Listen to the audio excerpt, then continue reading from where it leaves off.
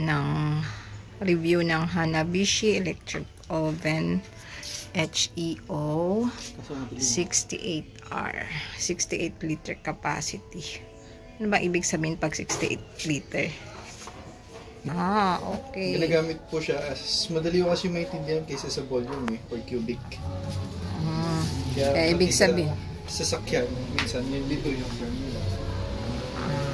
Okay. Liters na din. So, ibig sabihin, pag yan nilagyan ng tubig, mapupuno yan sa 68 liters. Okay. Tanggalin yung mga... Ayan, testing natin.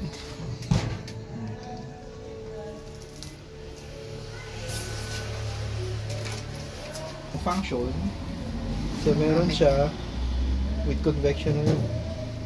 Ano ba ibig sabihin ng convection pag ganyan? Yung may fan po siya sa loob. Okay. So, pwede ko siyang pang tinapay, pwede siyang pang cookies. Parang siyang... may ganyan yung computer. Okay. Ito, selector niya lang. So, kapag isinaksak, on-off, asan yung on-off niyan? Ito po. Diyan. Kapag ito, timer. Pero pagka ginano nyo ho, on na po siya. Ibig sabihin, wala siyang timer. Manual. Ito po, yung timer niya na built-in. Tapos, ito po, function niya. Ibig sabihin, Hindi pala yung yung pagkaka-video ko. Pakiulit nga mula sa baba. Diyan yung, dito yung sa on-off niya.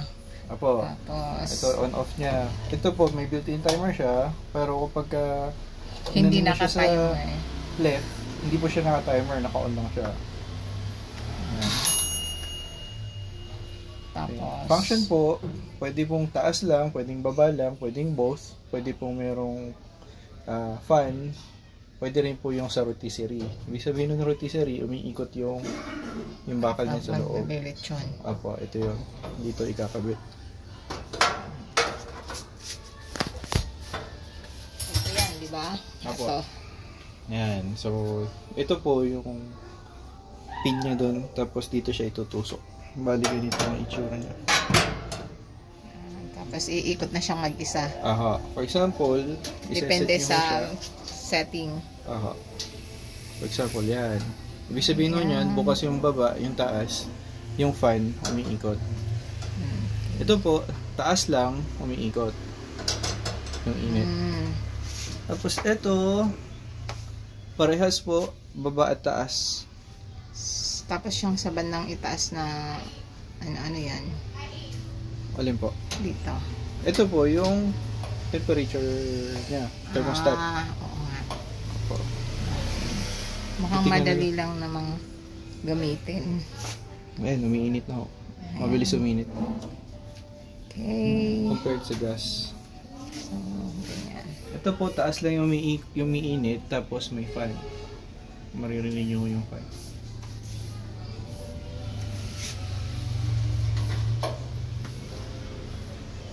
Ayan, umiinit na. Umuusok. Wala naman tayong lulutuin, patayin na natin. Opo. O normal lang ba yung umuusok na yan? Normal lang kasi sinusunog niya yung unang nung tawag dito. Yung bago po kasi siya eh. Kaya okay lang ko yan. Para binibrate nyo lang. At malamang, tama lang na wala pang ilalagay na pagkain. Na? Ayan. Ano lang po. Okay lang yan? Normal lang talaga? Opo.